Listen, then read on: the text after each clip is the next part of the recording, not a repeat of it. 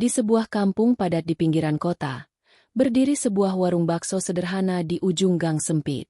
Warung itu milik seorang pria parubaya bernama Mang Darto, penjual bakso keliling yang belakangan mulai buka lapak tetap. Awalnya, tak banyak yang mengenal Mang Darto. Ia baru pindah ke kampung itu sekitar 2 tahun lalu bersama istrinya, Bu Nani, dan anak sematawayangnya, Johan, yang saat itu masih duduk di kelas 3 SD. Mang Darto dikenal sebagai pria pendiam, sederhana, dan pekerja keras. Setiap pagi ia bangun lebih awal untuk meracik kuah dan menggiling daging baksonya sendiri, lalu mendorong gerobak berisi dagangan itu keliling kampung. Namun sejak 6 bulan terakhir, sesuatu yang tak biasa mulai terjadi. Warung kecil Mang Darto yang dulunya sepi, kini selalu ramai. Antrian pembeli mengular hingga ke jalan. Orang-orang datang dari luar kampung hanya untuk mencicipi baksonya. Semua orang bilang, baksonya beda, enak banget, gurihnya itu kayak ada yang nagih. Bu Nani hanya tersenyum tipis saat mendengar pujian pelanggan. Tapi di balik senyumnya, ada kekhawatiran yang tak bisa ia ungkapkan. Sebab sejak warung bakso mereka laris manis, perilaku Mang Darto perlahan berubah. Mang Darto kini jarang tersenyum. Ia menjadi sering bicara sendiri di dapur, menatap kosong ke arah panci kuah bakso yang mendidih seperti orang kesurupan. Ia juga mulai menyendiri, dan tak lagi salat berjamaah di masjid kecil kampung seperti dulu. Suatu malam, saat Bu Nani bangun untuk mengambil air di dapur, ia mendapati Mang Darto tengah duduk di depan panci besar yang masih mengepul. Di depannya, terdapat sebuah kertas lusuh penuh tulisan aneh dan lilin hitam yang menyala. Bu Nani menahan napas, tubuhnya gemetar. Saat hendak membuka mulut, Mang Darto lebih dulu menoleh. Tatapannya dingin dan matanya seperti bukan dirinya. Jangan ikut campur, Nani. Semua ini, demi kita, demi Johan. Ucapnya lirih namun tajam. Bu Nani mundur perlahan, tak mampu berkata apa-apa. Di matanya, suaminya bukan lagi Mang Darto yang dulu. Di pagi hari, warung bakso kembali buka seperti biasa. Pelanggan tetap ramai. Namun tanpa mereka tahu, setiap semangkuk bakso yang mereka santap menyimpan kisah kelam yang akan segera terungkap. Dan malam itu, aroma kuah bakso mulai berubah. Ada bau amis seperti darah segar yang belum mengering. Pagi itu warung Mang Darto kembali dipenuhi antrean panjang. Bahkan sebelum jam buka, pelanggan sudah berdiri menunggu. Sebagian bahkan datang dari kampung sebelah. Anehnya, rasanya makin enak tiap hari ya. Padahal cuma bakso biasa, ujar Pak Dirman. Pelanggan setia yang setiap hari datang sejak warung itu mulai viral di media sosial. Kayak ada rasa. Gimana ya gurihnya itu beda. Nancep di lidah. Sambung seorang pemuda yang baru pertama kali mencoba. Sementara pelanggan ramai menikmati bakso, Bu Nani hanya bisa menatap suaminya dari balik tirai dapur dengan wajah cemas. Ia masih ingat jelas malam sebelumnya. Lilin hitam, tulisan aneh, dan tatapan kosong Mang Darto. Sejak malam itu, suaminya selalu mengunci dapur, tak memperbolehkan siapapun masuk kecuali dirinya. Malam-malam Mang Darto semakin aneh. Ia sering mengurung diri di dapur hingga dini hari, membaca sesuatu dalam bahasa yang tak dimengerti, sembari menaburkan abu ke dalam kuah bakso. Suatu malam, saat Johan tak bisa tidur dan mencari ibunya, ia memergoki ayahnya keluar dari rumah. Dengan rasa penasaran, Johan mengendap mengikutinya. Ternyata Mang Darto berjalan ke sebuah pohon besar di tepi kebun kosong belakang kampung. Di sana, ia menancapkan dupa dan membakar sesuatu di dalam mangkuk tanah liat. Johan melihat ayahnya berbicara sendiri sambil membungkuk di hadapan pohon itu. Aku sudah penuhi janjiku. Daganganku ramai. Sekarang giliranmu. Jangan ganggu keluargaku. Bisik Mang Darto lirih tapi tegas. Suara tawa kecil yang tak berasal dari mulut ayahnya terdengar dari balik pohon. Johan ketakutan dan segera berlari kembali ke rumah. Tak berani menoleh sedikit pun. Ia bahkan tak sadar bahwa ada bayangan tinggi besar mengikutinya hingga ke pagar rumah. Keesokan harinya, seorang pemuda pengantar sayur bernama Dede mengeluh pusing dan mual setelah makan 2 porsi bakso Mang Darto. Ia muntah-muntah dan tubuhnya menggigil seperti orang kesurupan. Warga hanya mengira itu keracunan makanan biasa. Tapi yang aneh, Dede hilang keesokan harinya. Motor dan sandal masih ada di depan rumahnya. Namun ia tak ditemukan dimanapun.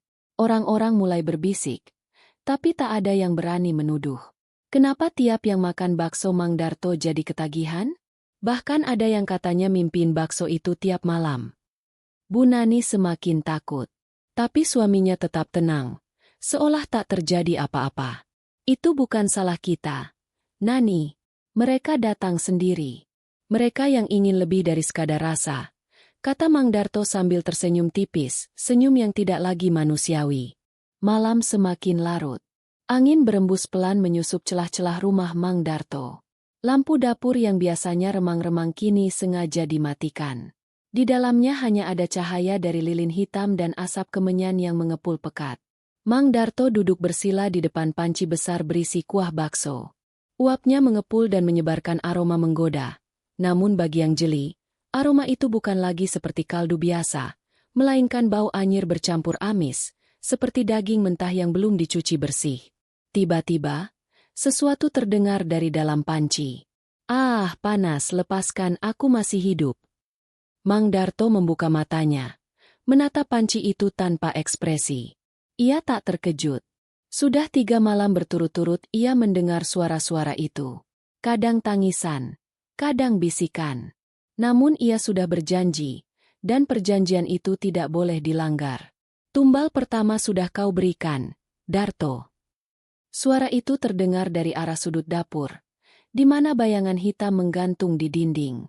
Tapi nafsu manusia tak akan pernah cukup.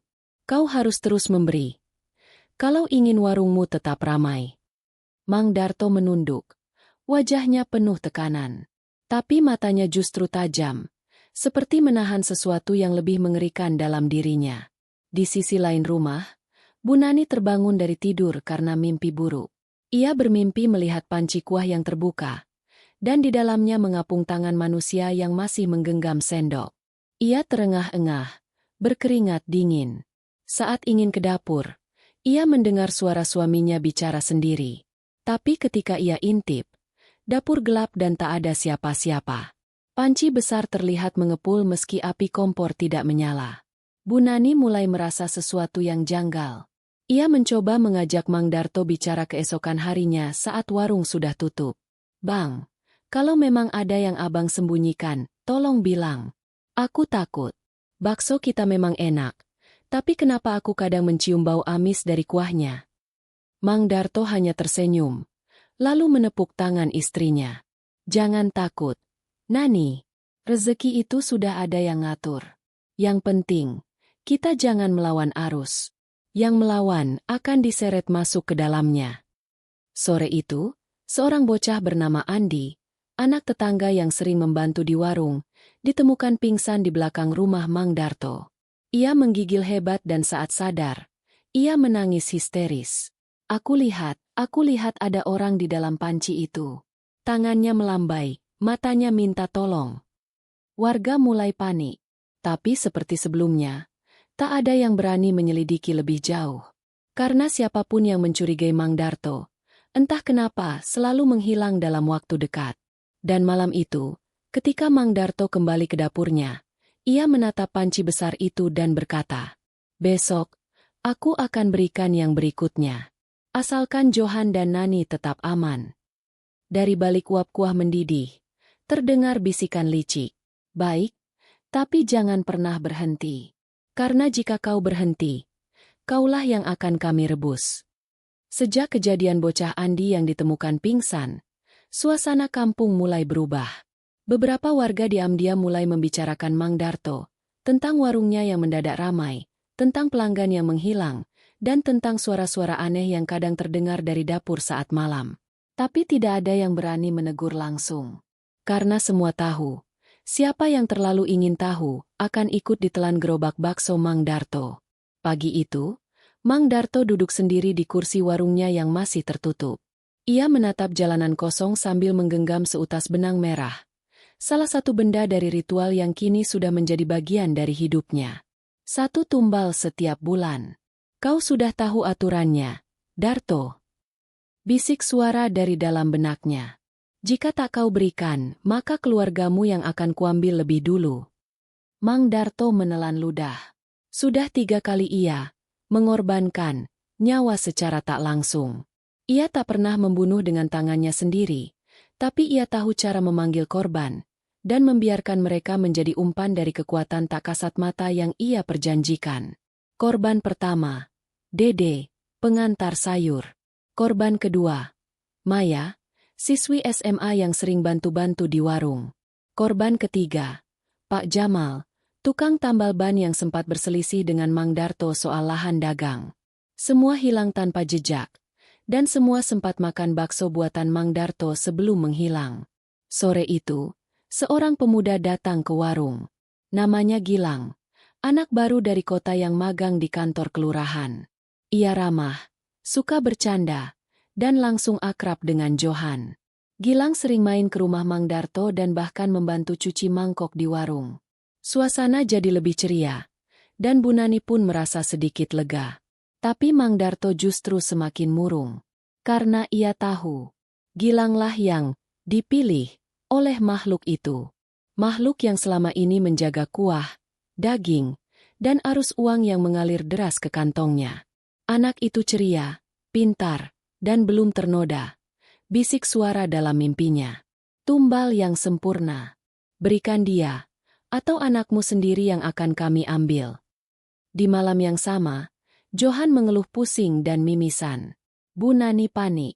Mang Darto hanya bisa menatap diam, menggenggam tasbih hitam yang tak pernah ia gunakan untuk berzikir, melainkan sebagai simbol kontraknya dengan kekuatan gaib. Maafkan ayah, nak. Kalau ini satu-satunya cara menjaga kalian tetap hidup, ayah rela jadi iblisnya. Esok harinya, Gilang datang seperti biasa, membantu bersih-bersih. Tapi malam itu, ia tidak pernah pulang. Motor miliknya ditemukan di pinggir sungai belakang warung. Warga mengira ia kecelakaan. Polisi dikerahkan, tapi tak ada mayat ditemukan. Hanya helm dan jejak kaki menuju arah dapur Mang Darto yang kemudian menghilang. Di tengah pencarian itu, warung Mang Darto kembali buka seperti biasa. Antrian kembali mengular. Dan di dalam kuahnya, bau amisnya kembali menyengat, seperti bau daging manusia yang belum sepenuhnya matang. Malam itu kampung diguyur hujan deras. Di balik tirai hujan, gerobak bakso Mang Darto berdiri diam di depan warungnya yang telah tutup. Tak ada pelanggan, tak ada suara, hanya angin malam dan derai hujan yang memukul atap seng. Namun dari dalam gerobak itu, sesuatu mulai terdengar. Tolong, keluarkan aku. Aku masih hidup. Masih hidup. Darto, kau janji hanya 1 tumbal. Suara itu lirih, bergetar, dan seperti berasal dari dalam bakso yang menggelembung di dalam kuah kental. Suara yang hanya bisa didengar oleh mereka yang hatinya bersih, dan oleh Bu Nani. Bu Nani bangun tengah malam karena mendengar pintu belakang berderi terbuka. Saat ia mengintip, ia melihat Mang Darto sedang berbicara sendiri di depan gerobaknya. Wajah suaminya basah oleh hujan, tapi ia tetap berdiri, menunduk pada gerobak seolah sedang berbicara pada sosok tak kasat mata. Aku sudah berikan yang kau minta. Jangan ganggu anakku. Tapi kenapa? Kenapa suara mereka masih datang dalam tidurku? Gerobak itu tak menjawab, hanya bergetar pelan. Dan di antara denting sendok dan mangkok yang tergantung di atasnya, sebuah tangan pucat menggantung seperti hendak keluar dari dalam kuah. Bu Nani menjerit, dan membuat Mang Darto langsung menoleh dengan mata merah menyala. Namun saat Bu Nani berkedip, semuanya lenyap. Hanya Mang Darto yang berdiri di depan gerobak basah kuyup, mematung seperti patung batu. Kamu gak boleh lihat. Nani, ini bukan untukmu. Jangan ganggu urusan ini. Keesokan harinya, kabar tentang hilangnya Gilang menjadi pembicaraan besar. Pihak kelurahan dan polisi mulai menyebar selebaran pencarian. Warga mulai resah. Pak RT sempat bertanya kepada Mang Darto. Pak, Gilang sering main ke sini ya? Terakhir terlihat dekat warung Bapak. Mang Darto hanya mengangguk kecil. Iya, Pak. Tapi malam itu dia pamit pulang. Saya pikir dia udah sampai rumah. Namun ada satu orang yang mulai mencurigai lebih dalam. Ujang, Pemuda kampung yang sempat melihat Mang Darto membakar sesuatu di dekat pohon besar di kebun kosong beberapa hari lalu. Ujang penasaran, dan malam itu ia menyelinap ke belakang warung Mang Darto. Ia melihat sesuatu yang membuat tubuhnya lemas. Gerobak bakso Mang Darto terbuka dan di dalamnya bukan hanya daging biasa, tapi ada gumpalan daging besar dengan kuku manusia. Ujang mundur perlahan. Napasnya terengah. Tapi sebelum ia bisa kabur. Mau kemana, Ujang? Suara itu lirih, tapi sangat dekat di telinganya. Ketika ia menoleh, tak ada siapa-siapa. Tapi cahaya merah menyala dari balik gerobak, seperti mata yang mengintip dari dasar kuah panas itu. Esoknya, warga mencari Ujang. Tapi ia menghilang seperti Gilang, Dede, dan Maya. Dan yang aneh, jumlah bakso di panci Mang Darto lebih banyak dari biasanya. Baksonya makin besar ya, Mang? Iya, teksturnya juga beda, makin kenyal. Mang Darto hanya tersenyum. Tapi bukan senyum manusia biasa. Sudah 3 hari sejak Ujang menghilang secara misterius. Warga kampung mulai khawatir. Tapi tetap tak ada yang berani menuding langsung. Apalagi, warung Mang Darto tetap buka dan justru semakin ramai. Anehnya, pelanggan tetap saja datang. Bahkan ada yang berkata, baksonya Mang Darto makin gurih, makin adiktif. Namun di balik semua itu, Bu Nani makin tertekan. Setiap malam ia mendengar suara bisikan dari arah dapur. Suara-suara yang ia tahu bukan berasal dari suaminya. Bahkan Johan, anak mereka, mulai sering mimpi buruk dan menggambar sosok-sosok hitam tanpa wajah di buku pelajarannya. Suatu malam, saat Mang Darto tertidur di ruang tengah, Bu Nani memberanikan diri menuju dapur. Ia melihat gerobak tertutup rapat dengan rantai dan gembok. Tapi anehnya, rantai itu tidak dikunci ke apapun, lebih seperti simbol larangan daripada pengaman. Tiba-tiba terdengar bisikan dari arah gerobak. Buka, buka kami, keluarkan kami. Kau harus tahu kebenaran sebelum anakmu menjadi tumbal berikutnya. Bu Nani gemetar. Tangannya sudah hampir menyentuh rantai ketika braak! Pintu dapur terbuka keras. Mang Darto berdiri di ambang pintu. Wajahnya gelap, matanya merah menatap istrinya. Aku bilang jangan pernah sentuh gerobak itu. Bentaknya. Bu Nani mundur, menahan tangis. Apa yang sebenarnya kamu sembunyikan, Bang? Aku bukan orang bodoh. Aku tahu ini bukan cuma soal bakso. Mang Darto terdiam sejenak. Napasnya berat. Lalu dengan suara lirih, ia berkata, kita semua sudah terikat. Nani, kalau aku berhenti, mereka ambil kamu, atau Johan. Mereka siapa, Bang? Setan itu. Jin itu. Apa kau benar-benar kasih daging manusia ke orang-orang? Mang Darto menatap istrinya. Wajahnya penuh rasa bersalah. Aku nggak bunuh mereka. Nani, mereka yang mengambil. Aku hanya membuka jalan. Sementara itu, Johan yang tidur di kamarnya mendadak menjerit keras. Bu Nani segera berlari menghampiri. Johan menangis sesenggukan sambil menunjuk ke sudut kamar. Ibu, ada yang duduk di sana.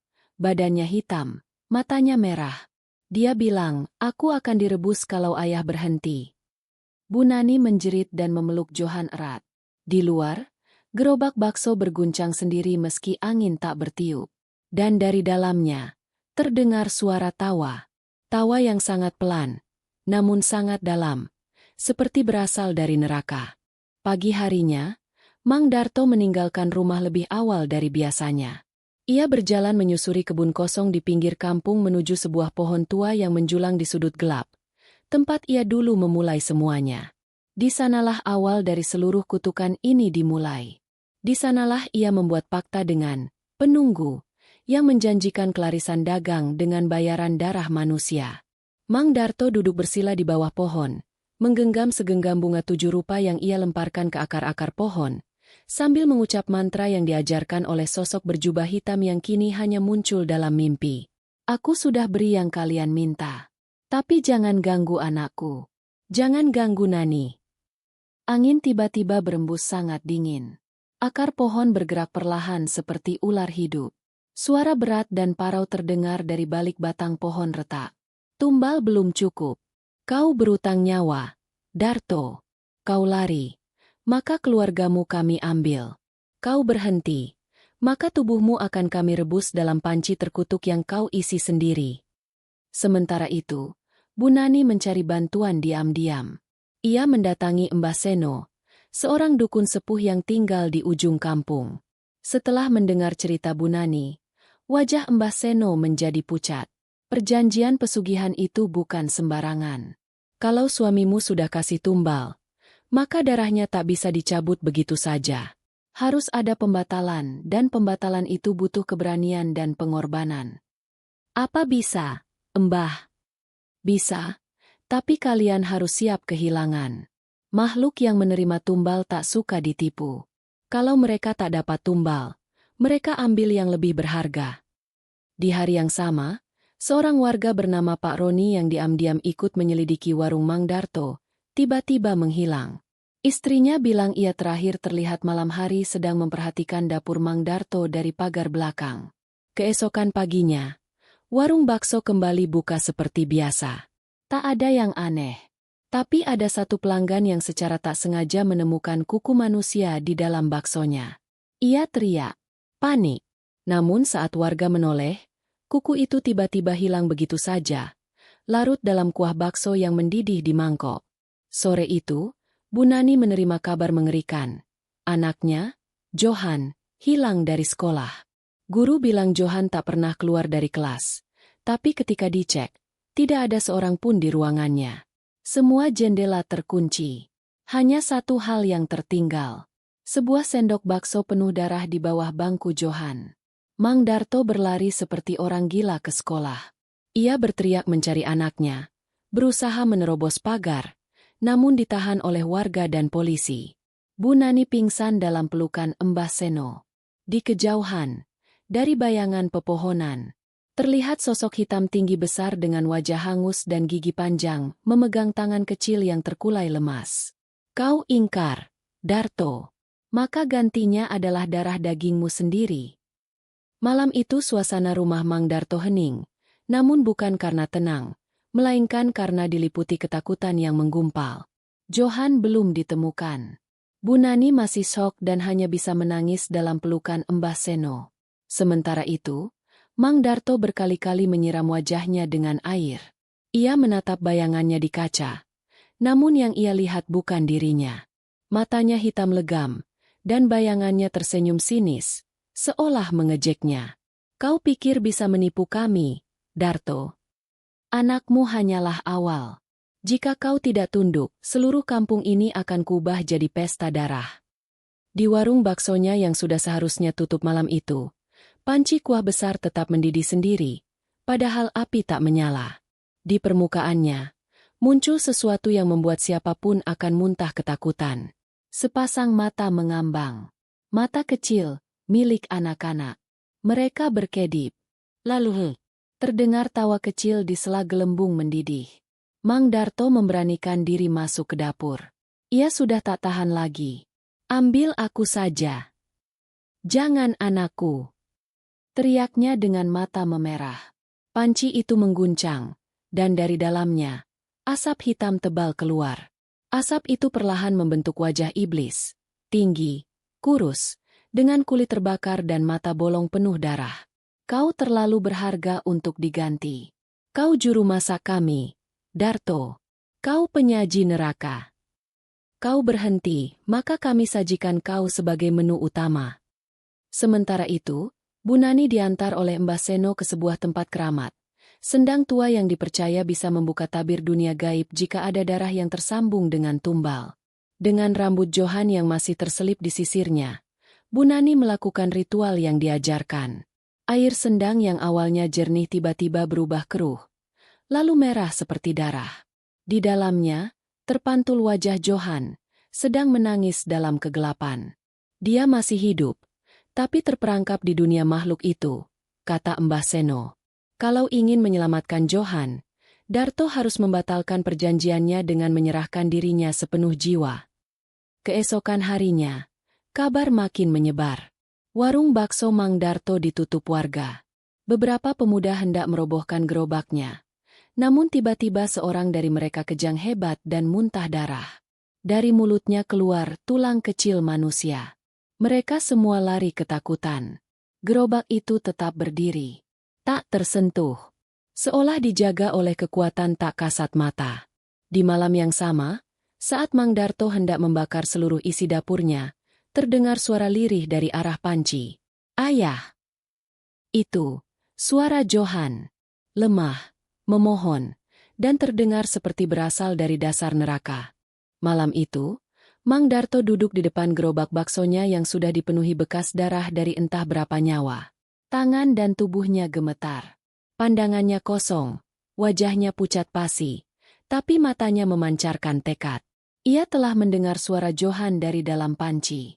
Anaknya masih hidup, tapi di ambang batas antara dunia manusia dan alam kegelapan. "Aku sudah berbuat salah, tapi aku tidak akan kehilangan anakku," bisiknya. Di saat yang sama, Bu Nani dan Mbah Seno mempersiapkan ritual penebusan darah.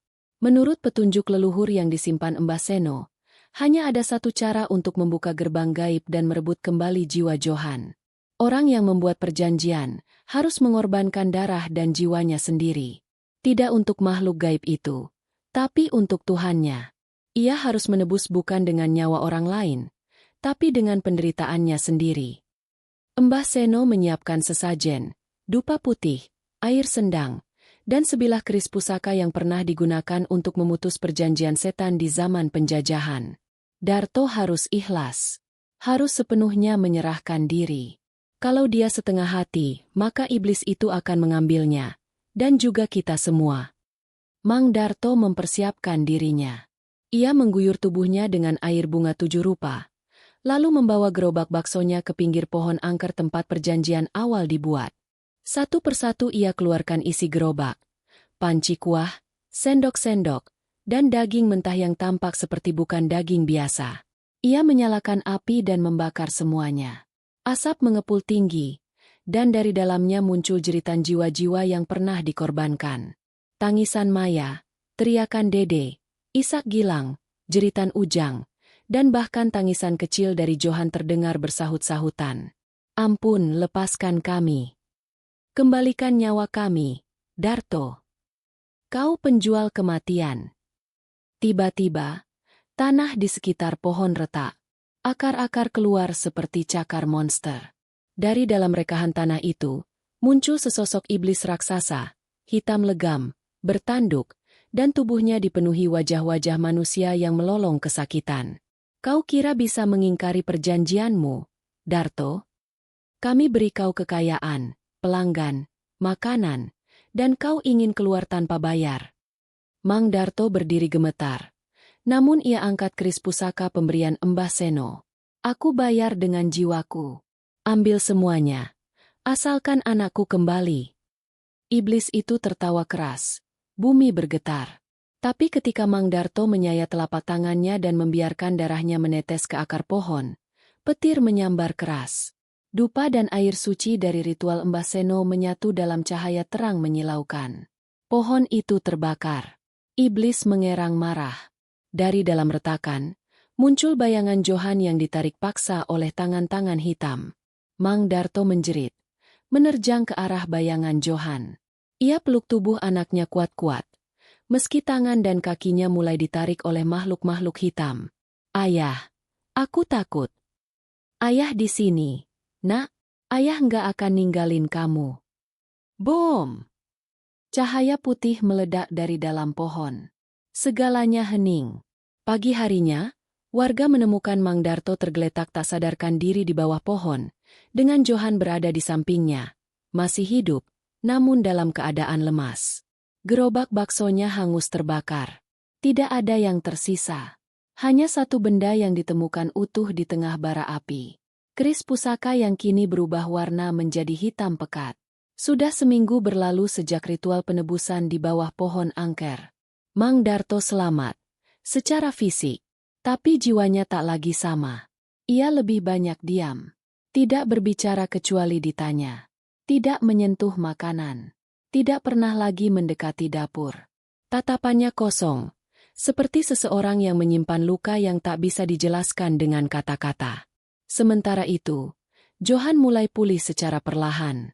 Namun ia sering terbangun malam hari, ketakutan, sambil menangis dan berkata, "Ayah, mereka masih lihat aku.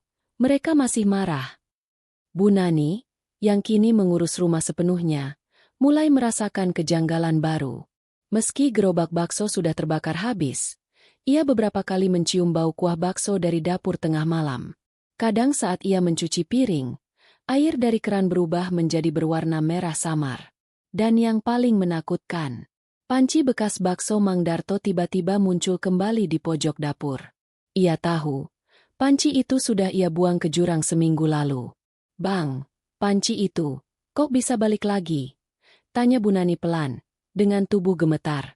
Mang Darto hanya memandang panci itu lama, lalu berkata pelan, "Karena kita belum lunas." Sore itu, Mbah Seno datang kembali ke rumah Mang Darto. Ia membawa berita yang mengganggu. "Saya bermimpi semalam. Sosok hitam yang dulu muncul, kini menyebar. Ia sudah tak lagi menunggu di bawah pohon. Ia mencari pintu lain, dan salah satu pintunya ada di rumah ini." Menurut Mbah Seno, perjanjian Mang Darto memang telah dipatahkan. Tapi karena tumbal yang diberikan belum genap, makhluk itu tidak pergi, melainkan berpindah wujud. Ia tak lagi menuntut darah, melainkan menebar kutukan pada siapapun yang pernah makan bakso itu. "Kalian harus segera tutup pintu-pintu gaib di rumah ini. Kalau tidak, arwah yang dikorbankan akan menuntut balik, dengan cara mereka sendiri." Malam harinya, teror mulai kembali. Piring-piring di dapur bergerak sendiri. Sendok bakso berdenting sendiri meski tak ada angin. Dan yang paling menyeramkan, ada ketukan dari dalam panci. "Tok, tok, tok." Mang Darto perlahan mendekat, membuka tutupnya. Isinya kosong. Tapi uap yang keluar dari dalam panci membentuk wajah Ujang. Wajah Gilang. Wajah Maya. Mereka menatap Mang Darto tajam, dan berkata bersamaan, "Giliranmu, Darto." Mang Darto jatuh terduduk. Ia tahu kini kutukannya berpindah. Makhluk itu sudah menyusup ke rumahnya. Dan yang lebih mengerikan, setiap mantan pelanggan warung baksonya kini mulai mengalami hal-hal ganjil. Desas-desus tentang kutukan bakso Mang Darto mulai menyebar. Warga kampung yang dulu berbondong-bondong antre di warungnya kini mulai mengalami kejadian-kejadian tak masuk akal. Pak Dirman, pelanggan setia yang hampir tiap hari makan 2 mangkuk, tiba-tiba ditemukan menjerit-jerit di sawah, sambil mengeruk tanah dengan tangan kosong. "Mereka di bawah. Mereka di dalam tanah. Jangan makan baksonya, Aa." Teriaknya sampai suaranya serak. Mulutnya bau kuah busuk, dan lidahnya melepuh seperti terbakar minyak panas. Ibu Warti, pelanggan lain yang sempat memuji rasa kuah bakso itu, kini tiap malam memuntahkan rambut manusia saat hendak tidur. Suaminya bersaksi bahwa istrinya mengigau menyebut nama Darto, sambil menangis dan menyebut kata, "Maaf," berulang kali. Di rumah, Bu Nani mulai kehilangan kendali. Ia melihat bayangan para korban mulai muncul satu persatu di sudut rumah. Gilang duduk di pojokan ruang tamu, menggenggam sendok penuh darah. Maya berdiri di lorong, rambut panjangnya basah, matanya kosong. Dede berjongkok di depan lemari, tubuhnya membusuk. Ujang menempel di langit-langit dapur, matanya meneteskan kuah panas. Mereka semua diam, tapi menatap tajam. Mbah Seno datang kembali membawa kabar buruk. Kutukan ini menyebar seperti wabah. "Darto, selama gerobakmu terbakar, mungkin kau pikir semuanya selesai. Tapi panci itu adalah wadah pengikat mereka. Dan karena panci itu kembali, mereka belum lepas dari dunia ini. Mereka akan memburu semua yang terlibat." "Apa yang harus saya lakukan, Mbah?" tanya Darto, matanya sayu. "Bersihkan semuanya. Bakar panci itu. Tutup semua pintu gaib dengan darahmu sendiri. Dan terakhir, kau harus meminta maaf. Bukan kepada manusia, tapi kepada mereka yang sudah kau korbankan." "Bagaimana caranya?" Kau harus kembali ke tempat pertama kali kau melakukan pemanggilan, dan beri mereka sesuatu yang tidak bisa mereka tolak. Malam itu, Mang Darto kembali ke pohon angker. Ia membawa panci terakhir, sisa terakhir dari perjanjiannya. Di dalamnya ia tuang air sendang yang sudah dicampur dengan darahnya sendiri. Ia bakar panci itu. Asap mengepul tinggi, tapi tidak putih, tidak hitam. Asapnya merah darah. Aku minta maaf kepada kalian semua. Aku manusia serakah, tapi aku bukan pembunuh. Aku hanya orang bodoh yang mau jalan pintas. Suara-suara tangis terdengar di balik pepohonan. Angin mendesis kencang. Pohon bergoyang. Akar mencuat dari tanah. Tiba-tiba, suara Gilang terdengar dari belakang. Kau bisa bicara, Darto. Tapi kau tetap tukang jagal yang membungkus daging kami jadi bakso. Darto menoleh, tapi tak ada siapa-siapa. Hanya sepotong daging mentah menggelinding keluar dari hutan, dengan tulisan merah di permukaannya. Bayar dengan nyawamu atau anakmu. Setelah pembakaran panci terakhir, suasana tidak menjadi tenang, justru makin mencekam. Mang Darto mulai melihat korban-korbannya dalam wujud nyata.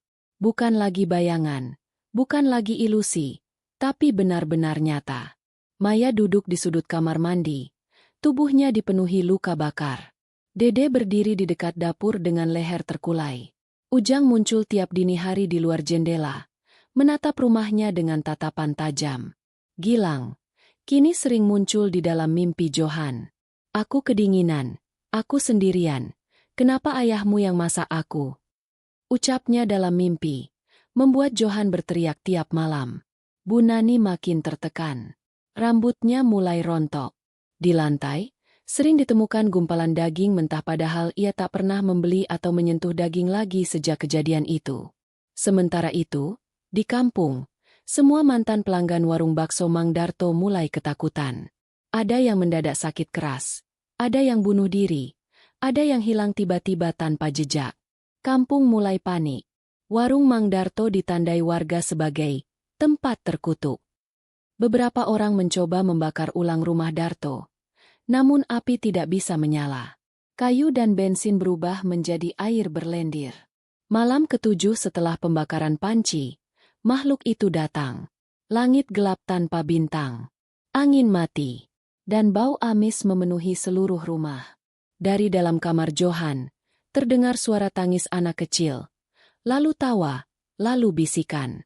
Ayahmu belum membayar. Maka kamu gantinya. Tiba-tiba jendela kamar pecah. Johan menghilang dari tempat tidur. Bu Nani menjerit.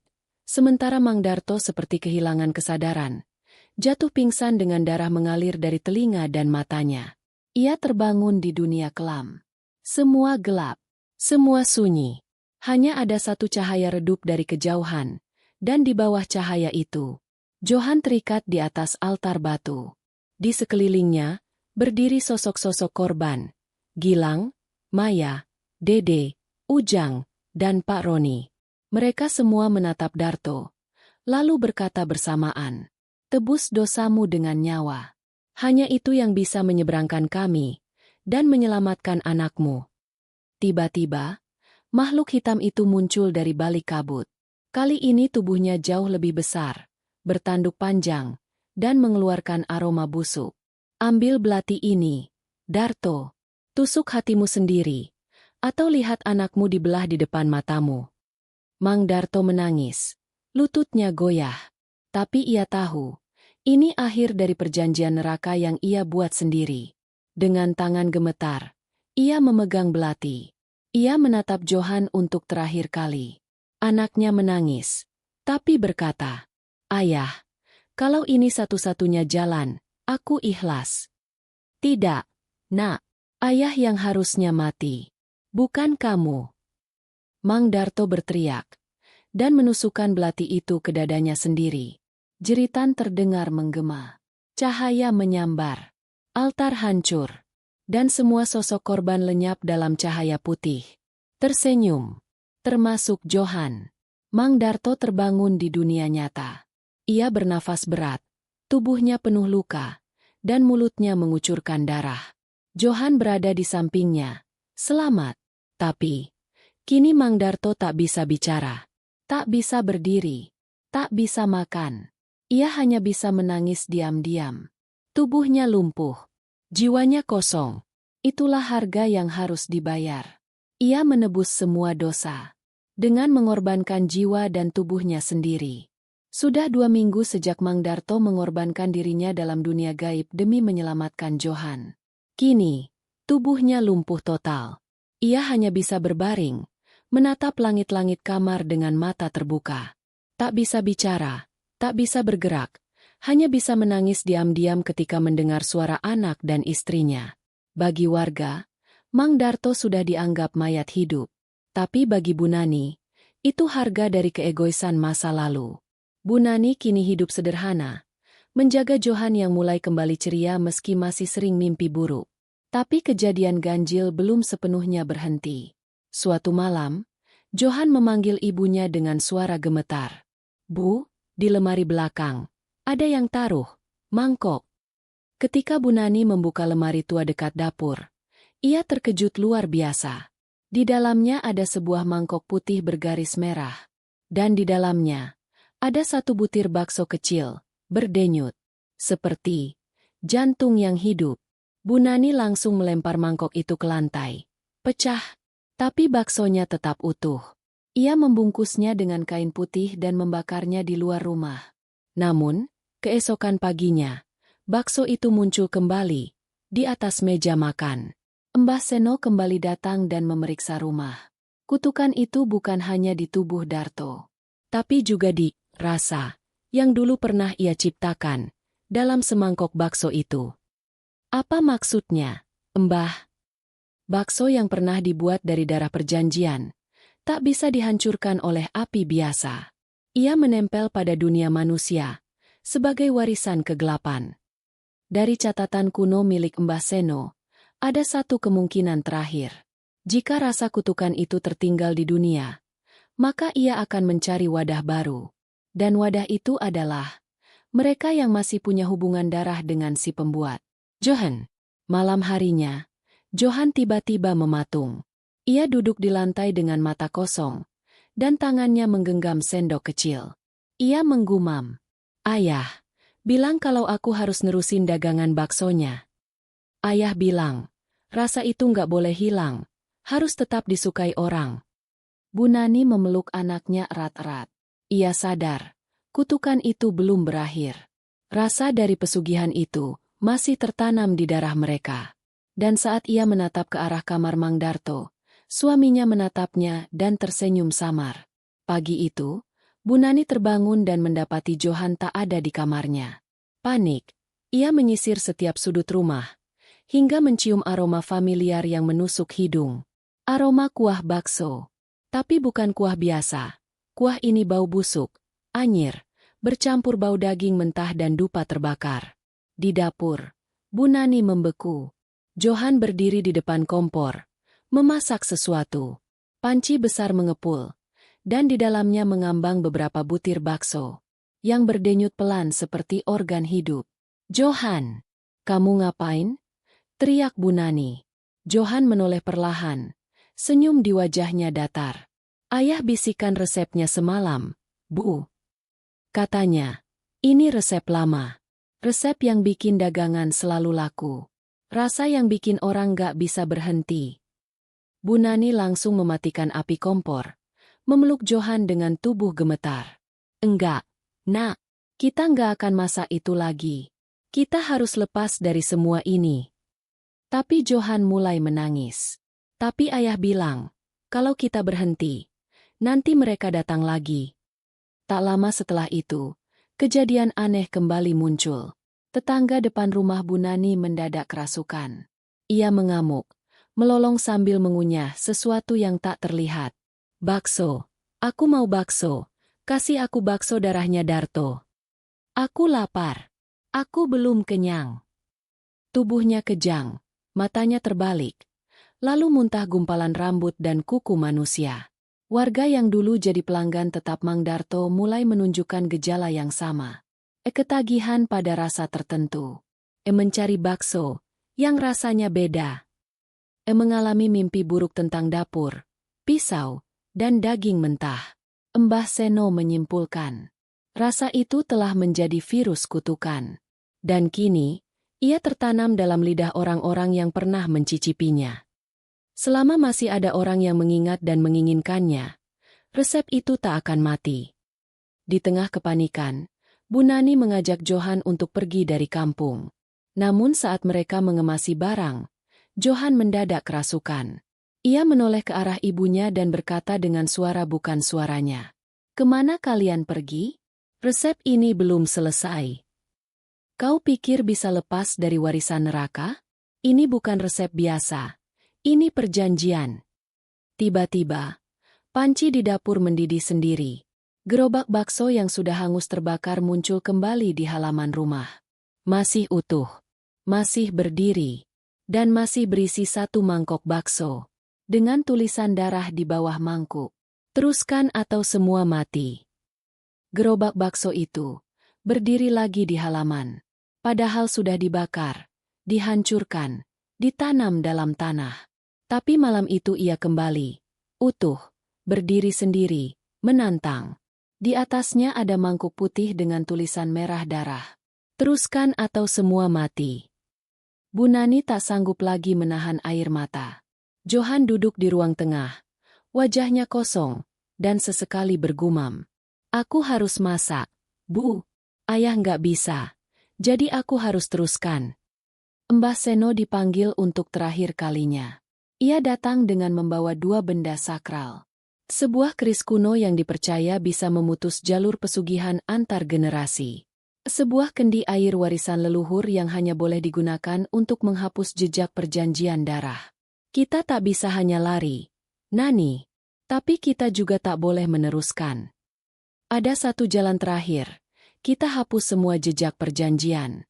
Termasuk rasa, nama, dan warisan bakso itu." Tengah malam, ritual pemutusan dimulai. Gerobak dikelilingi dengan lingkaran garam, dupa, dan benang merah yang mengikat dari 4 arah angin. Mbah Seno memercikan air kendi ke seluruh permukaan gerobak. Bu Nani menggenggam tangan Johan, yang mulai gemetar. Wajahnya pucat, tubuhnya panas. "Bu, kenapa badanku sakit? Kita harus lawan ini, Nak. Kita akan bebas. Kamu akan sembuh." Ketika air kendi menyentuh mangkuk bakso, tiba-tiba langit menghitam. Petir menyambar ke tanah. Angin mengamuk. Dan dari dalam gerobak, keluar asap hitam pekat berbentuk wajah-wajah korban. Gilang, Maya, Dede, Ujang, Pak Roni, semuanya melolong keras. "Rasa itu tidak boleh mati. Kami masih lapar. Kalian harus menggantikan." Dari asap itu, sosok iblis pesugihan terakhir muncul. Raksasa bertubuh daging mentah, bertanduk tulang, dan matanya dari sendok aluminium yang menyala merah. "Aku pemberi rasa. Kau tak bisa menghapusku." Mbah Seno menyerahkan keris ke Bu Nani. "Tusukan ke jantung gerobak itu, ke mangkuknya. Itu pusatnya." Bu Nani maju, menggenggam keris dengan tangan gemetar. Ia melihat semua bayangan korban berdiri menghalangi. Tangisan mereka memilukan. Tapi ia tahu, kalau ini tak dihentikan sekarang, kutukan akan berpindah ke Johan, lalu ke anak-anak lainnya. Dengan teriakan dari dalam hati, ia tusukkan keris ke dalam mangkuk. Brak! Ledakan cahaya terjadi. Angin berhenti. Iblis itu meraung. Tubuhnya pecah jadi abu. Gerobak meledak dan hilang tanpa bekas. Semua mangkuk, sendok, dan peralatan lenyap dari muka bumi. Johan pingsan. Bu Nani jatuh berlutut, menangis dalam pelukan Mbah Seno. Udara menjadi hening, dingin, tapi tenang. Untuk pertama kalinya, sejak Mang Darto membuat perjanjian itu, rumah mereka benar-benar bebas. Pagi itu, kampung Pakelrejo kembali terang. Tak ada lagi aroma amis. Tak ada lagi jeritan malam. Tak ada lagi bayangan anak-anak korban di lorong-lorong rumah warga. Bu Nani duduk di beranda rumah, memandangi Johan yang masih tertidur pulas setelah malam penuh badai itu. Tubuh anak itu kini terlihat ringan. Tak lagi digelayuti rasa bersalah atau pengaruh kutukan. Mbah Seno duduk di sampingnya. Kutukannya sudah lepas. Nani. Tapi, bukan berarti semuanya hilang. Apa maksud Mbah? Rasa itu masih hidup. Bukan di dapur. Tapi di ingatan orang-orang yang pernah mencicipinya. Benar saja. Meski gerobak bakso Mang Darto sudah lenyap, warga yang pernah makan di sana masih sering mengalami hal-hal ganjil. Pak Dirman, yang sempat dirawat karena kerasukan, mengaku masih bermimpi tentang semangkok bakso mengambang dalam darah. Anak-anak kecil sering menggambar panci besar dan mangkuk bergambar merah. Padahal tak ada yang pernah mengajari mereka. Dan ada satu kejadian paling aneh. Seorang penjual bakso keliling baru pindah ke kampung sebelah. Ia mengaku mendapat warisan resep rahasia dari saudara jauh dan mulai berjualan tiap sore. Pelanggannya meningkat cepat, dan sebagian warga Pakelrejo merasa rasanya mirip bakso Mang Darto. Bu Nani mendengar kabar itu dari seorang tetangga. Jantungnya berdegup keras. Resep itu menyebar. Bisa jadi, jawab Mbah Seno. Tapi bukan lewat benda, lewat hasrat manusia. Mereka yang pernah ketagihan bisa membawa rasa itu kemana saja. Malam harinya, Bu Nani bermimpi. Ia berada di dapur tua rumahnya. Panci besar mendidih. Johan duduk di atas meja, tersenyum, tapi matanya merah menyala. Bu, aku sudah hafal resepnya. Nanti kalau kita pindah rumah, kita jualan lagi, ya. Lalu dari dalam panci, tangan-tangan berdarah keluar dan menggenggam mangkuk putih yang masih utuh. Di dasar mangkuk itu, tertulis nama Johan. Bu Nani terbangun dengan nafas terengah. Ia lihat ke arah kamar anaknya. Johan masih tidur nyenyak. Tapi di meja kamarnya, ada coretan kertas resep bertuliskan tangan anak kecil. Bakso daging asli rahasia biar banyak pelanggan seperti ayah. Kutukan mungkin telah dihentikan.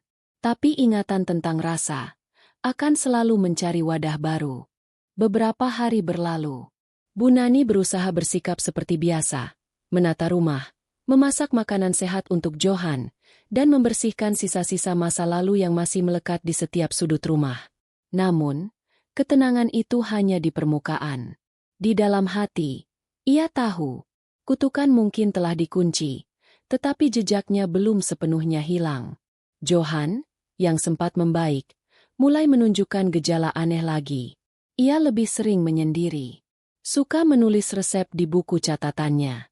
Kadang berbicara sendiri di pojok kamar. Suatu malam, Bu Nani mendengar suara Johan dari balik pintu. Tapi aku nggak punya dagingnya.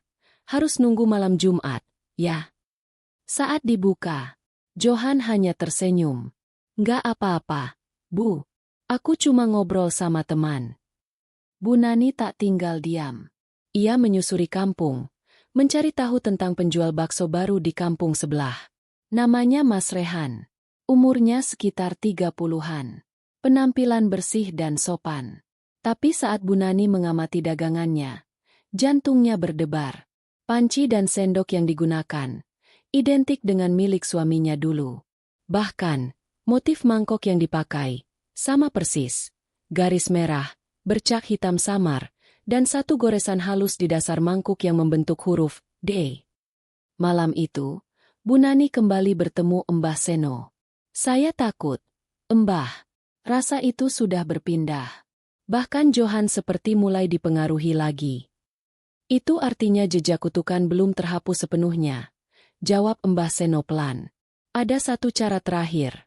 Menghapus penerus dari dunia ini. Bu Nani membeku. Maksud Mbah? Bukan membunuh, tapi memutus rantai rasa itu dari akarnya.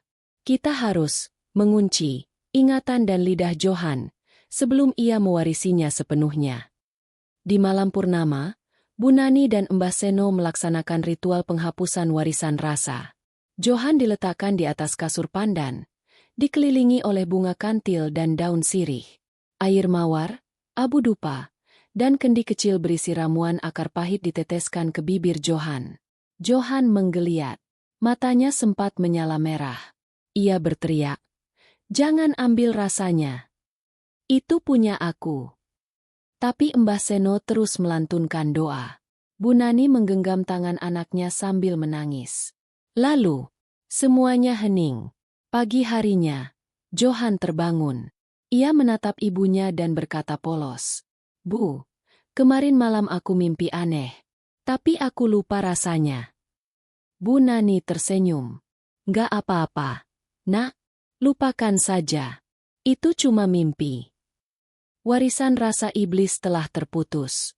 Namun, di kampung sebelah, warung bakso Mas Rehan justru semakin ramai. Dan saat salah satu pelanggan memotret mangkok yang ia pakai, di dasar mangkuk itu, samar-samar terlihat ukiran. Dar, tu. Hari-hari berlalu. Bu Nani merasa jauh lebih tenang. Johan kini benar-benar pulih, ceria, bermain dengan teman-teman, dan tak lagi terobsesi dengan hal-hal aneh. Namun, jauh di dalam hati, Bu Nani tahu satu hal, rasa itu belum hilang dari dunia. Mereka memang berhasil menyelamatkan Johan, tapi tidak bisa menyelamatkan dunia dari rasa yang sudah pernah masuk ke lidah manusia. Di kampung sebelah, warung bakso Mas Rehan semakin viral. Orang-orang berdatangan bukan hanya dari desa sekitar, tapi dari luar kota. Mereka semua bilang hal yang sama. Baksonya beda, enaknya gila. Nggak tahu kenapa, rasanya kayak bikin nagih banget. Sumpah, ini bukan kuah biasa. Tapi satu persatu pelanggan mulai mengalami hal-hal aneh. Mimpi dikejar daging mentah. Muntah rambut dan jarum. Mendengar suara dari dalam panci saat tengah malam. Seorang remaja bahkan mengaku melihat sosok lelaki tua dengan tubuh penuh luka di mimpinya, yang berbisik, "Rasa ini milik anakku. Kau tak bisa ambil seenaknya." Sementara itu, Mas Rehan sendiri mulai berubah. Ia menjadi lebih pendiam, lebih gelap. Beberapa warga melihatnya berbicara sendiri di dapur. Ada yang mendengar ia tertawa di tengah malam, sambil berkata, "Sebentar lagi, aku punya pembantu yang setia. Mereka akan bantu aku masak." Kabar ini sampai ke telinga Bu Nani. Ia mengunjungi warung itu diam-diam. Ketika duduk dan disuguhi semangkuk bakso, ia menatap mangkoknya. Garis merah. Goresan kecil. Ia balik mangkuk itu perlahan. Tulisan samar. Dar, tu. Tangannya bergetar. "Tidak. Jangan bilang piring ini warisan dari suamiku." Saat ia menatap Mas Rehan, laki-laki itu berdiri di pojok dapur. Ia hanya tersenyum tipis. Lalu berbisik, "Terima kasih sudah menyelamatkan resep ini, Bu. Warisan rasa tak pernah benar-benar mati." Bu Nani pulang malam itu dengan tubuh lemas. Ia tak berkata apapun. Tapi saat ia sampai di rumah, Johan langsung memeluknya. "Bu, tadi ada tukang bakso lewat depan rumah. Tapi aku nggak pengen makan. Rasanya nggak enak di hati." Bu Nani tersenyum, menitikkan air mata. Ia tahu, ia telah berhasil menyelamatkan anaknya. Tapi dunia di luar sana masih terus mengunyah rasa dari neraka. Warung bakso milik Mas Rehan kini menjadi magnet misterius. Mereka yang pernah makan di sana akan kembali, dan kembali, dan kembali lagi. Meski tubuh mereka mulai lemas, mulut berbau anyir, dan tidur mereka dipenuhi mimpi buruk, mereka tetap datang dan memesan. "Saya nggak bisa berhenti, Pak. Meski habis makan saya muntah darah, saya tetap balik." Rasa itu, seperti ada yang manggil dari dalam bakso. Di sisi lain kampung, Bu Nani dan Johan mulai hidup baru. Mereka pindah ke desa kecil di pegunungan, jauh dari pusat kota, jauh dari hiruk-pikuk dan suara gerobak bakso. Bu Nani membuka warung makan sederhana. Menu utamanya, sayur bening, tahu tempe, dan gorengan. Tak ada bakso, tak ada kuah. Setiap kali ada anak kecil yang bilang, "Bu, baksonya mana?" Johan akan menjawab, "Kami nggak jual bakso. Itu makanan yang bisa bikin orang lupa siapa dirinya." Namun, di malam-malam tertentu, Bu Nani masih sering terjaga. Kadang terdengar suara roda gerobak melewati depan rumahnya. Suara sendok berdenting. Bau kuah samar. Ia tahu, Itu bukan nyata. Itu adalah memori dari rasa neraka yang masih berputar di dunia. Di tempat lain, para pelanggan Mas Rehan satu persatu mulai menghilang. Ada yang ditemukan terkapar di kamar mandi dengan perut robek. Ada yang berjalan telanjang di jalan desa sambil tertawa, lalu jatuh dan tak bangun lagi. Dan anehnya, di tempat kejadian, selalu ditemukan mangkok putih yang masih berisi satu butir bakso. Dingin, tapi masih berdenyut. Suatu malam, Mas Rehan duduk sendiri di dapurnya. Ia menatap panci besar di hadapannya, tersenyum seperti orang kesurupan. Aku sudah punya rasa yang mereka inginkan. Tapi masih belum cukup. Ia lalu membuka lemari kayu tua di dapur dan mengeluarkan sebuah buku usang. Buku resep. Sampulnya berlumur darah kering. Di halaman pertama tertulis, resep daging suci milik Darto. Jangan dibuka kecuali siap kehilangan jiwa. Mas Rehan mengelus halaman itu perlahan, lalu bergumam. Aku belum kenyang. Mereka juga belum. Sementara itu, di tempat Bu Nani tinggal, seorang pedagang bakso baru mulai muncul. Namun, kali ini, dari gerobaknya, keluar bau busuk menyengat. Dan anak-anak yang mencium aromanya, muntah darah. Kutukan rasa itu telah menyebar, tak lagi di satu orang, tapi jadi bagian dari dunia yang tak pernah puas. Desa tempat Bu Nani dan Johan tinggal mulai terusik oleh kehadiran pedagang bakso misterius. Gerobaknya tidak bertuliskan nama. Tidak ada lampu. Namun setiap malam, suara denting sendok dan mangkok terdengar di jalan kecil. Bakso, bakso, hangat, daging asli, rasa warisan. Bu Nani mulai resah. Ia yakin, rasa itu telah menemukan jalan baru. Ia mengikuti suara gerobak itu malam-malam, menyusuri jalan kampung hingga masuk ke tikungan sunyi. Tapi tak pernah menemukannya. Namun, besok paginya, selalu ada bekas jejak roda gerobak di depan rumah. Dan, satu tulang kecil tergeletak di atas tanah. Suatu malam, Johan pulang dengan wajah pucat. Bu, temanku tadi ngajak aku makan bakso gratis di pinggir hutan. Aku ikut, Bu, dan aku lihat. Bu Nani menggenggam tangan Johan erat. Kamu lihat apa, Nak? Dia ngasih mangkuk ke aku. Isinya bakso, tapi di dalam kuahnya ada tulang jari. Kecil, kayak milik anak-anak. Tubuh Bu Nani lemas. Ia tahu, ini bukan sekadar rasa. Ini sudah berubah menjadi siklus kutukan. Daging, tulang, ingatan, dan jiwa, semuanya diputar kembali dalam kuah panas itu. Keesokan harinya, berita mulai tersebar. Seorang anak hilang setelah pulang sekolah. Seorang wanita tua ditemukan meninggal di dekat pasar dengan lambung penuh kuah keruh. Dan yang paling mengejutkan, Mbah Seno ditemukan tak bernyawa di rumahnya, dengan tangan menggenggam mangkuk bakso. Di dalam mangkuk itu, tertulis dengan darah kering, "Aku belum kenyang. Kalian belum selesai. Rasaku akan terus hidup, selama lidah manusia mencari kenikmatan." Bu Nani menangis di depan makam Mbah Seno. "Maafkan aku, Mbah, semua ini belum selesai. Aku pikir kutukannya sudah berhenti." Tapi suara dari belakangnya berbisik. "Kamu hanya menunda, Nani. Tapi rasa tak bisa dilenyapkan. Ia akan berpindah, dan terus berpindah. Sampai semua manusia tahu, harga kenikmatan adalah jiwa." Langit mendung. Angin dingin berhembus. Johan menggenggam tangan ibunya. "Bu, aku nggak mau makan bakso lagi. Dan jangan izinkan siapapun buatkan aku kuah, apapun rasanya."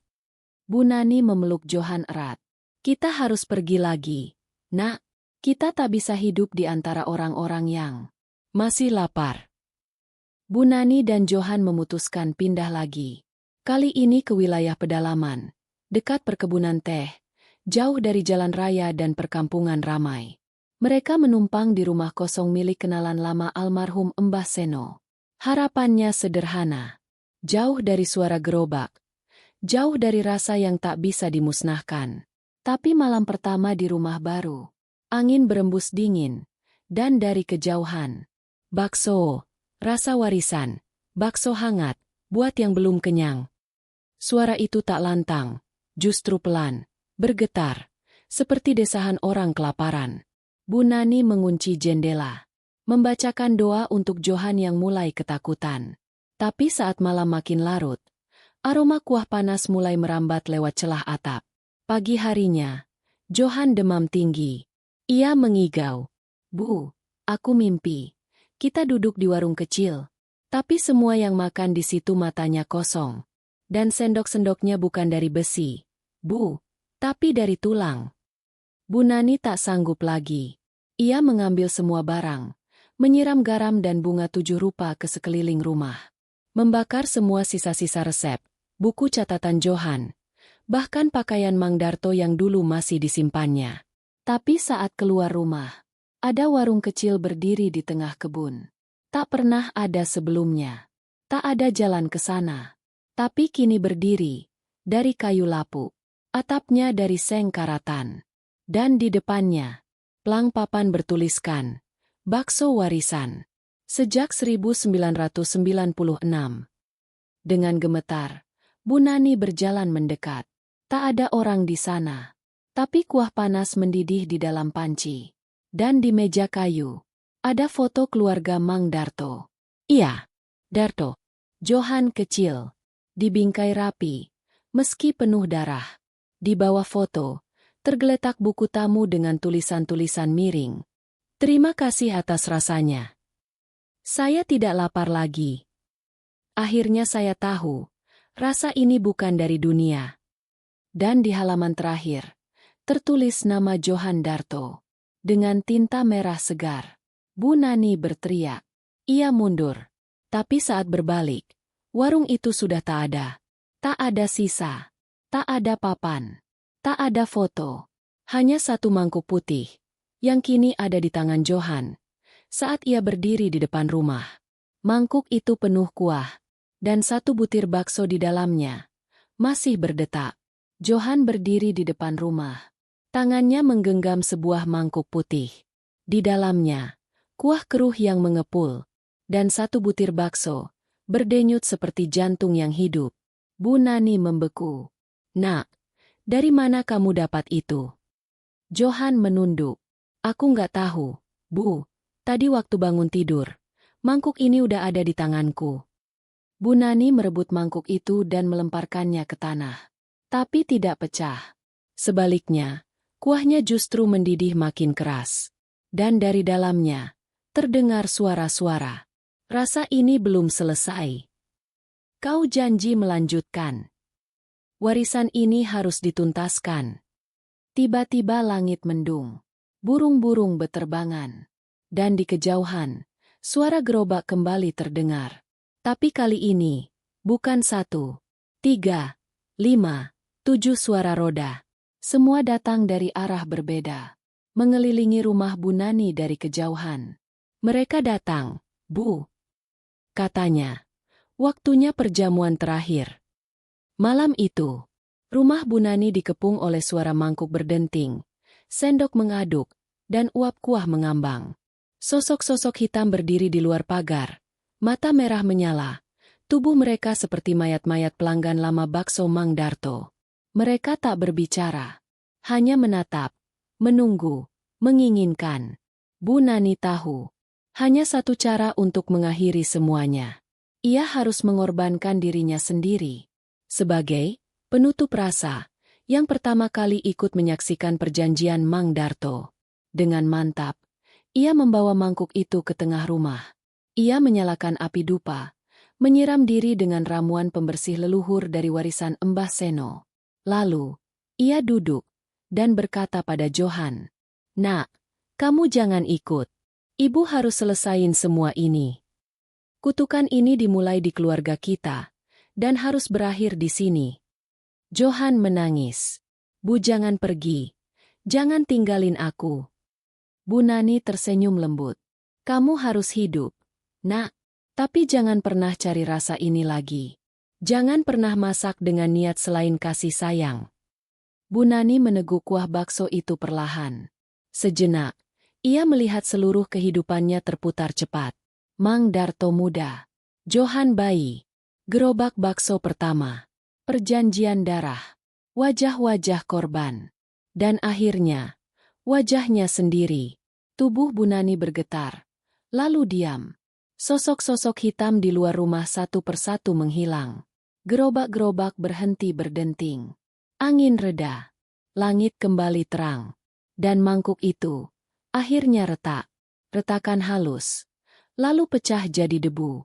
Johan berlutut di samping ibunya. Menangis. Ibu, ibu. Tapi tubuh Bu Nani tak berubah jadi dingin. Ia masih bernapas. Meski lemah. Kamu, jangan teruskan. Rasa itu, biar mati, bersamaku.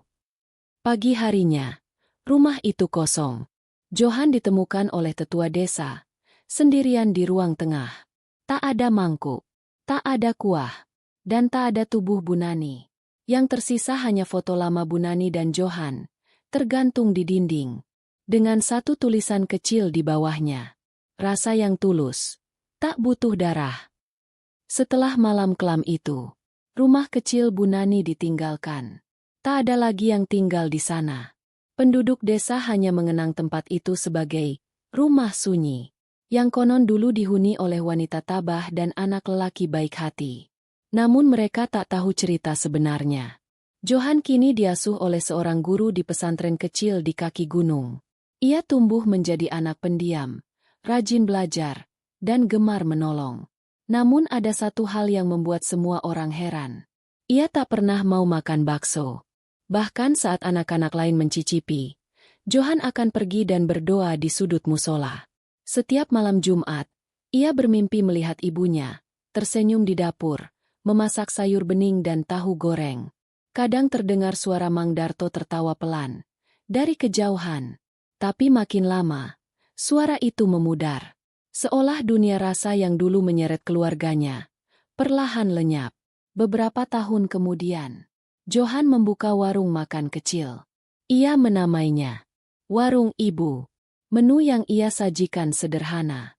Sayur bayam, tahu isi, telur dadar, nasi hangat, teh manis. Dan di pintu warung, ada satu tulisan kecil yang tertempel. Di sini, kami tidak menjual rasa. Kami menyajikan ketulusan. Suatu hari, seorang lelaki paruh-baya mampir. Ia bertanya, "Nak, kenapa kamu nggak jual bakso? Warungmu pasti rame." Johan tersenyum. Karena saya pernah tahu bahwa kadang, semangkuk bakso bisa menyimpan lebih dari sekadar daging. Kadang, ia menyimpan darah, nyawa, dan keserakahan. Lelaki itu hanya mengangguk pelan. Lalu berkata, "Kalau begitu, saya pesan nasi dan sayur. Tapi tolong tambahkan doa ibumu di atasnya." Kisah ini mungkin telah berakhir. Tapi di dunia yang terus lapar, kadang kutukan lahir dari hal-hal kecil, yang terlihat sederhana, namun menyimpan perjanjian yang tak terlihat. Karena rasa, bisa jadi pintu menuju sesuatu yang tak pernah bisa kita kunyah habis.